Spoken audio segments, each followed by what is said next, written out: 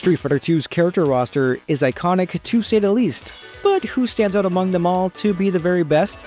This video is about uncovering just that. Now, before you throw me into a crate, let me just say that this list is based on my opinion and what characters I like the most. It is not a tier list factoring in on tournament results, or a list ranking who's the most powerful based on the story, or even a list about who's the most popular and influential, since we already know that Ryu is the Street Fighter poster boy. What I use to determine my rankings on this list is based on how much I like the character's design, story, music, and gameplay, which was quite tough since every character is incredibly well designed along with their stage and theme music. Characters like Violent Ken, Evil Ryu, and Shin-Akuma are not included. So with that out of the way, let's get started with the worst character and climb up to the very best. Sadly, the title of the worst Street Fighter 2 character goes to the one and only Dhalsim. Don't get me wrong, Sim has a cool design, and who he is as a character is pretty respectable since his story revolves around helping others. The problem for me is he's a slower, more methodical character, which really doesn't suit my playstyle at all. Plus, those elephants in the background are simply just driving me insane. Dancing into the next spot is Dee Jay. It might just sound like I don't like characters whose name starts with a D, but I swear this is just a coincidence. Dee Jay can be a hilarious character at times, and his story revolves around joining the tournament to find some musical inspiration for his next album. Playing Dee Jay can be quite fun since his playstyle in some ways is similar to that of Guile's. That being said, for some reason he was never someone I used quite often, especially in Street Fighter 2 when compared to the other characters. Diving towards the number 15 slot is T-Hawk. This is one of those characters I wish had more appearances in the series overall, since he was a pretty solid addition to the roster of Street Fighter 2. His story is similar to that of many characters where they have been wronged by Shadaloo, and by extension Bison, and is simply seeking revenge. As for his design and gameplay, T-Hawk's hulking size can make him quite intimidating, and his specials allow him to be more agile than you'd expect, so it's best not to get too cocky when you're around him. I also gotta say, I really do enjoy his theme music, but unfortunately he falls into the same area as Dee Jay, where I'm more compelled to pick his stage over using the character. E Honda is next up on my list. His appearance fully emphasizes his pride in being a sumo wrestler, which is what his story is based around. And while his headbutt and sumo smash have always been fun moves to use, it's actually his underhand slap that always piqued my interest. Playstyle wise, I've always enjoyed both using Honda and fighting against him, though you don't really see many people using him even casually. As for his stage and theme music, well, what's not to love about fighting in a sumo ring inside a bathhouse with a painted Mount Fuji in the background? Always looking for his fight money is Balrog, or Bison, or just, call him Boxer.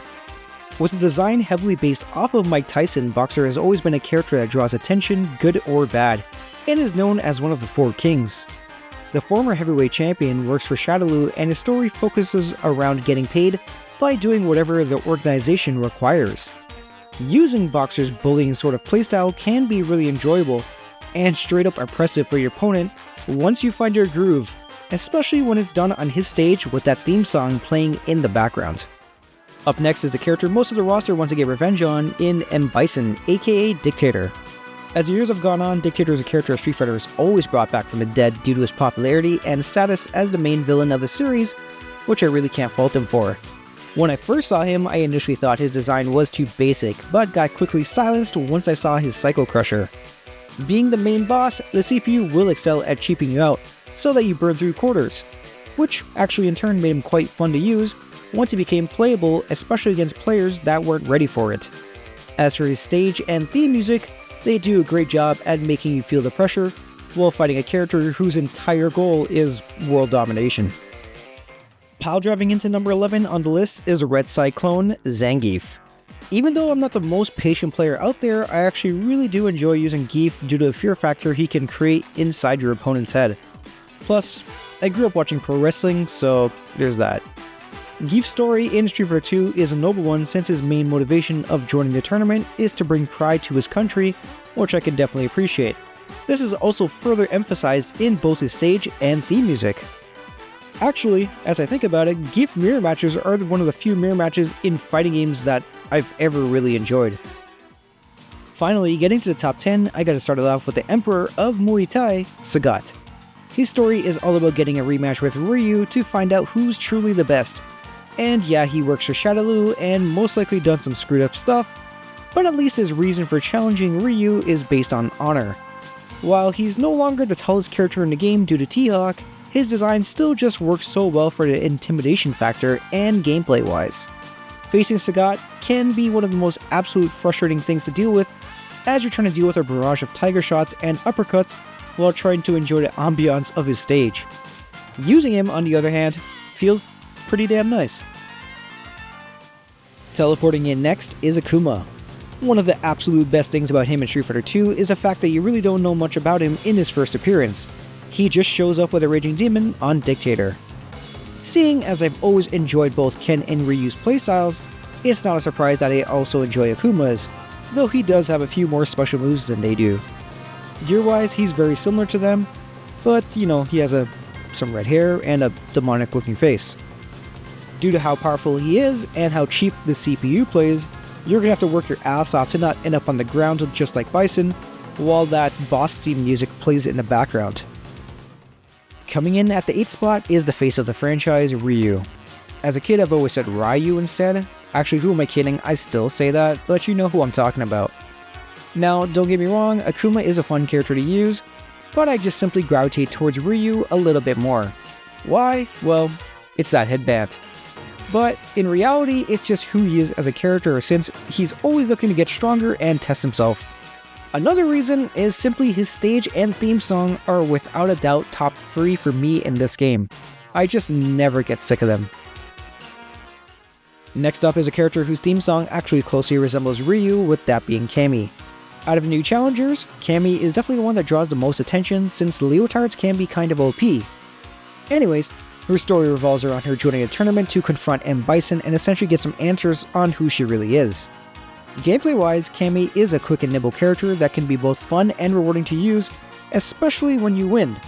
But jokes aside, even though I do enjoy using her, I find I spam picking her stage more than actually picking her, since it's one of the best looking levels in the game and the music is just incredible. Speaking of incredible music, the man with what I think has the best theme song in the game, Guile, actually takes the 6th spot. His motivation for joining the tournament is simply getting revenge on Bison for the death of his friend Charlie. Guile definitely has a unique hairstyle, and I mean, he's probably as American as you can get with that tattoo. When it comes to his playstyle, I mean, it will test your patience regardless if you're fighting him or using him. But the best thing in his tool bag, in my opinion, is actually correctly reading your opponent with a friendly backbreaker. As for his stage, it's simply one of the best in the game, and honestly, his theme song really should just be the official national anthem of America. Getting to the top 5, I gotta kick it off with the masked psychopath himself, Vega. Or just call him Claw if that's easier. His reason for joining the tournament is really only because Dictator asked him to.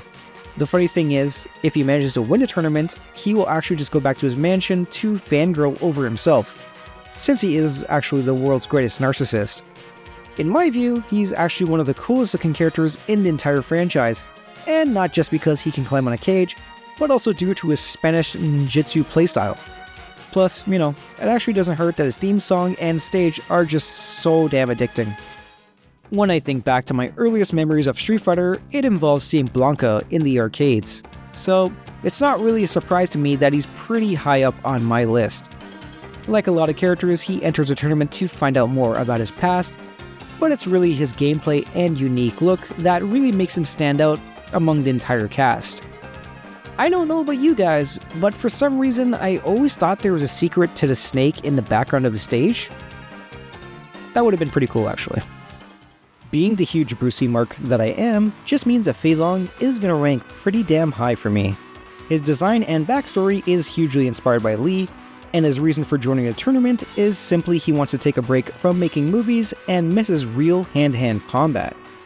Of the 4 new challengers, Cammy is generally regarded as the fan favorite, but for me personally, I prefer landing some Rekkas and flame kicks on my opponents. Speaking of flames, the number 2 spot goes to the one and only man with the fiery Shoryuken in Ken Masters. No disrespect to Ryu, but I've always found Ken more appealing in both gameplay and design, even if he dyes his hair blonde, or not. A big component of Ken's story is his brotherly rivalry with Ryu, which is his reason for joining the tournament, and also what makes their fighting styles so similar, but also slightly different. As for his theme music and stage, I mean, what else is there to really say aside from they're both undisputed classics? If you know my content at all, then Chun-Li being number 1 was pretty obvious since she is my all-time favorite video game character. Being the first lady of fighting games, the strongest woman in the world, and the most beautiful, it's hard not to love Chun-Li and appreciate her importance to gaming as a whole, since many characters have tried to copy her in one way or another, but always fall short. Her story for joining the tournament is to attain revenge on Bison for killing her father, which is pretty understandable. As for Chun's gameplay, it was something I was instantly drawn towards, and something I've always clicked with the most out of any character. I mean, Lightning Legs is just too good. Now for her theme music, it's simply another classic, but on top of that, who doesn't love seeing random people ride by on their bicycles while a street fight's going on?